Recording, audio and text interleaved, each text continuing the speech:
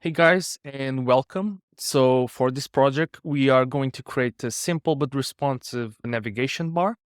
This will be done using the SolidJS framework and using Tailwind for our CSS. So the API for the component itself, it's pretty straightforward.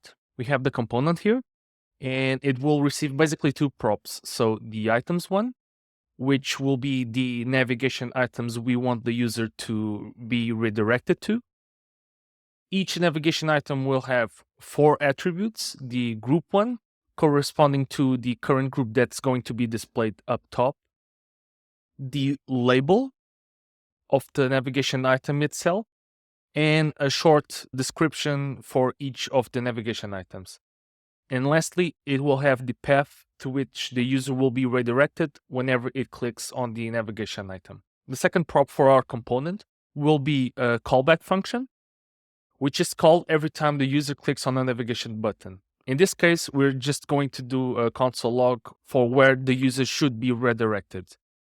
This is where you're going to put your router logic. The component will also have its own mobile version, which will be represented with a burger menu on the top and just a simple drop-down menu for all the navigation items. To begin, let's open our terminal and just change to your preferred working directory. Now we are going to create our SolidJS project. To do this, we'll type npx git solidjs templates, and ts, we're going to use the TypeScript version, and then just call the name of your project, for example, project navbar. Okay, so this created your first SolidJS project. Let's go ahead and open it in VS Code by typing code and the name of the project you want to open. There you go. You can go ahead and open a new terminal, and let's just check if everything is okay by typing yarn to install everything. You can use npm if you prefer. I'm just using yarn on this project. Okay, everything was installed. Now let's go ahead and do yarn dev to start the development server. And just open on your preferred browser. And there you go. You have your SolidJS project up and running. Next, we're going to install Tailwind. To do this, let's open a new terminal and go ahead and do yarn add. Again, you can do this using npm. -d to install only on the developer side. Tailwind CSS, post CSS, CSS, and auto prefixer. This will install everything we need to use Tailwind CSS. Now that you have everything installed, let's go ahead and initialize the Tailwind CSS by typing npx tailwind css init -p. This will create a tailwind.config file. You can go ahead and open it, and inside the content array, let's go ahead and paste the following string. There you go. Now in your source folder, let's go ahead and open the index.css file, and at the top, let's paste the following. You can go ahead and also give it a height on the body of 100 video height, and the width the same, but for the width. There you go. To make sure everything is working correctly, let's go ahead and kill both terminals. Open a new one, and then just start the project again. Go to the app.tsx file. Go ahead and remove the header. And let's just do a simple header 1 saying hello world. And to test it if Tailwind is already working, let's go ahead and do a class. And let's say text red font to, sorry, not font, text to XL. This is not text red, it's text red, and we have to give it a value. And there you go, it's working. Okay, so now that you have everything set up and running, let's go ahead and start creating our component. So first things first, let's just clean up a little bit of the code. Let's go ahead and remove the normal CSS modules. Remove the imports. We're not going to be needing them anymore. You can go ahead and also delete the logo and the app.module.css. We're not going to be needing that anymore also. And yeah, that's it. So now let's create a new file. And this will be the file with our component. So let's call it navbar.tsx. And now go ahead, just copy this, save some time, paste it. This will be our component. So let's call this navbar. Export it. And for now, let's just do a simple div. So what we can already do is actually create the interface for it. So it has the props that we defined at the beginning. So navbar props. And as we said, this will have an items prop and on click nav callback. We can go ahead and start with the callback, which will be a function that has as argument a string that's the path the user clicks in, and it will return void. For the items, we know that it's an array of objects containing the group, which is a string, the label, which is a string also, description, and the path of the navigation item, also a string. Okay, so now that we have our interface set up, we need to tell SolidJS that this component has to infer from these props. So let's go ahead and give it a type on the component. And this type will be the interface. And this will receive some props that will be exactly of that type. We can go ahead already and go to our app and just import our components. So navbar, there you go, here it is. It will have the items props, which will be an array, and the on-click nav, which will be a callback function with the string argument for the path, and it will return absolutely nothing. So go, close the tag. We can go ahead and actually populate this with the example at the beginning of the video. If you prefer, you can actually change to your own values. Okay, so for the component, first things first, this will be a navigation tab. So let's go ahead and give it nav. And this will have two versions, a mobile and a desktop version. So for the mobile version, we are basically saying that it will be hidden as soon as the width of our application is greater than small, represented by this right here. Otherwise, it's shown. And for the desktop version, it's exactly the opposite. So it's always hidden. Unless the width of the application is bigger than small, then we change it from hidden to flex. As we can see here, we have the desktop version. And if we now minimize the width, there you go, it changes to mobile. Let's go ahead and create this new components, one for the mobile and one for the desktop version. Okay, so let's go ahead and actually first design the template which we want our components to be. So let's call this navbar mobile. And we know that it's going to have the items and the callback function also. So let's go ahead and derive this from the props items from the parent component. And the on-click nav will also be the one coming from the props. Close the tag. Okay, so this will be our mobile component. And now the same, but for a desktop version. So desktop. And it will receive also the items and the callback function, but it will also receive a third one, which is the groups. And this will be a list of the unique groups that exist in each item. So in our example, we have 4 items, but we see that we only have 2 unique groups, which are the solutions and the about. To extrapolate this information, we can actually go ahead and create a new signal. By doing an arrow function of a signal, you are actually creating a new signal in SolidJS.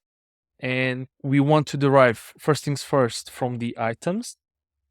We want only the groups that exist in this array. So we're going to do a map of the items, and we want only the group for each item. So the groups right now are an array of only the groups that exist in the items array.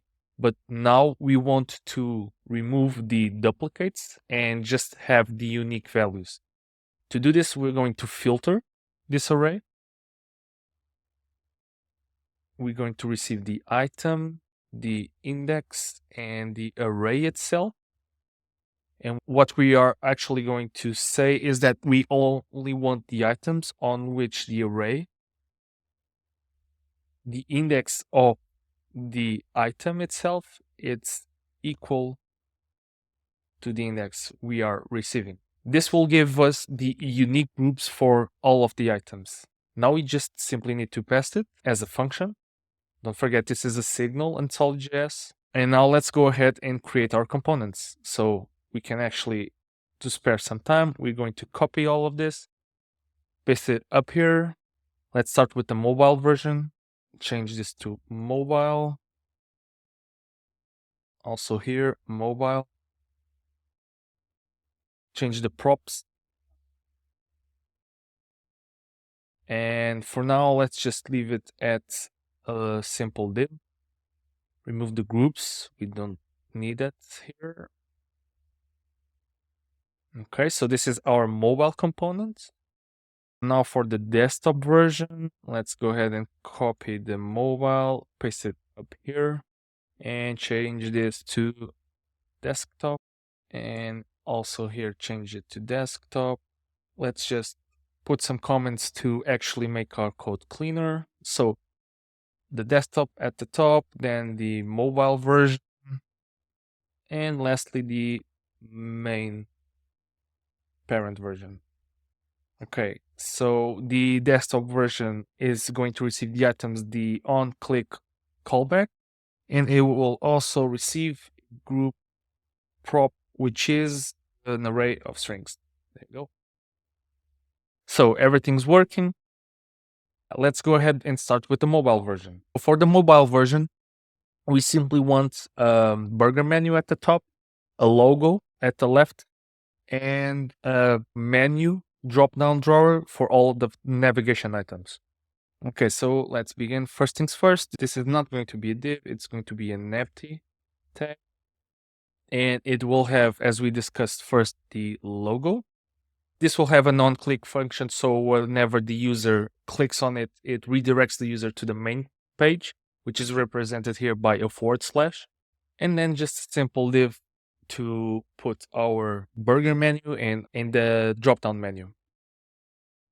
So to get the burger menu, we can actually go to solidicons.vercel.app. This is a free website which we can extrapolate some SVGs and just write menu and pick your favorite menu. I'm going to go with the IO menu. Once that's open, just click on SVG and it actually copies the SVG to your clipboard. Go ahead and paste it. And there you go. As you can see, we have the burger menu right here. Let's go ahead and style it. Nothing too much, just a little bit of height, changing the colors, a little bit of an over effect. And let's remove the heights. There you go. Much better. And now let's do the div for the actual menu itself. So let's give it a class of, this will be an absolute because we want it to be fixed to the screen and not actually fixed to a component itself. Put it on the left and on the top with a little bit of padding and a full width with a small padding. Next, we need another div. This will be the one responsible for opening and closing the menu. Before we get into that, let's go ahead and just give it a for tag from SolidJS, and this will render each of the items. Let's just check if everything is going okay by doing the item.label. And yeah, as you can see, all of the items are being rendered. Each of the items will be a div with another tree and a paragraph for the label and the description respectively. Go ahead and give it a little bit of go ahead and style as you prefer. There you go. We have the items right here. We can actually go ahead and give it already the click event. So every time the user clicks, we want to trigger the parent callback, which is on click nav, with the value of the path of the item. If we go now to the console and click on the item, we can see that we get the redirect user to and then the path of the item. Now we need to actually open and close the menu. For that, we are going to create a new signal. We are going to call this signal is open and set is open. Go ahead and import this from SolidJS. There we go. This will be the signal responsible of knowing if the menu is open or closed. And we are going to open it every time the user clicks on the burger menu. So go ahead and do an on click event and actually set it to open. So set is open to the negative value that's there. So it opens and closes. And now for the styling of the menu itself, we are going to just give it a little bit of a background color, some flexing, and the classes you need to pay more attention is the overflow hidden and the transitionals. What we're doing basically is if it is open, we are going to give it a max height of a large value and a little bit of padding. Otherwise, we're going to set the max height to 0.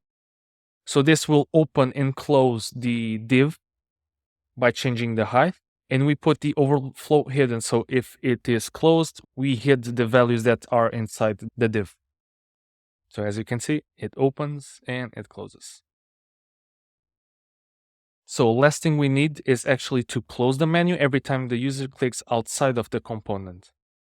To do this, we are going to create a special function that we can actually get on the SolidJS documentation, which is the click outside function.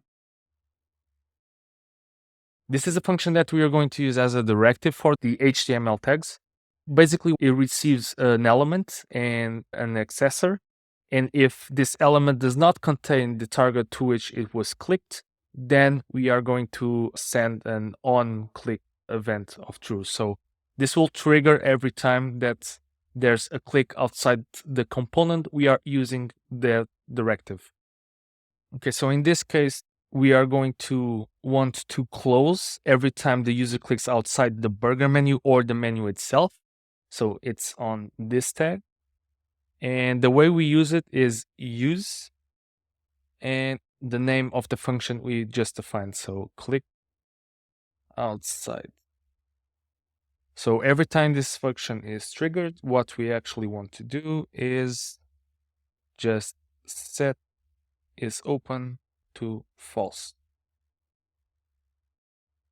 Now TypeScript will complain, but don't worry, this is not incorrect. Just go ahead and for now, do TypeScript ignore.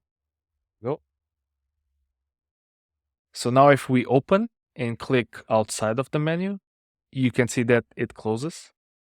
And that's it. So we have our mobile version. So for the desktop version, we are going to have two things. First things first, it's the logo itself. So go ahead and copy from the mobile. It should be the same. There you go. And then a div to get the groups of the navigation items. So this will be a for tag for each of the groups that we get from the props.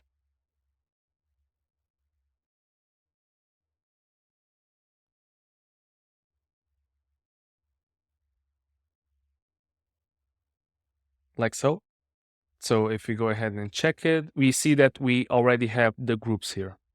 Now what we need to do is turn this into buttons that once they are clicked, open a drop-down menu with the corresponding navigation items. We can do this by creating a new component for ourselves, and let's call it navigation button. And it will have three props, so the items, but bear in mind that this is not all of the items, but rather the items that belong to that group, the on-click navigation callback, and the current group it belongs to. Go ahead and copy all of this, and this will be for the navigation desktop button. Go ahead and change the name to navbar button props. Also here, navbar button. Change here. And for now, let's just leave it blank. And as we discussed, this will have the current group, which will be only a string. And then the items in the callback function should have the same structure. Sorry, this is not navbar button, it's navigation button. So for the navigation button, it will be, well, as the name says, a button, first of all. And the button will have the name of the group it belongs to, so props current group. And then it will have the menu itself. So let's go ahead and do a div or a wrapper for the menu. And this div will have the items for each of the navigation items. So you can actually go ahead and copy this from the mobile version. They should have the same styling. There you go. If we now check, you can see we have the groups and the menu with the items for each group. So like the mobile version, each of the buttons will have a drop-down menu, which will be open or closed. So we can go ahead and create a new signal for that state for each of the buttons. And much like the mobile version, we want to trigger the on-click event to open or close if it's pressed on the button that set the open to the negative value. And if it clicks outside of the menu, then just set it up to false. We can go ahead and also style already the button. And now actually to take care of the styling logic for the opening and closing, it should be the same as we did on the mobile version. There you go. So it opens and closes. If we click outside, it's also closing. Okay guys, so there you have it. We have our own navigation component made on SolidJS. It has the drop-down menus for each of the group that the user needs. If the user clicks on each of the navigation items, it will get redirected to the corresponding path. If the user clicks on the logo, it gets redirected to the homepage path.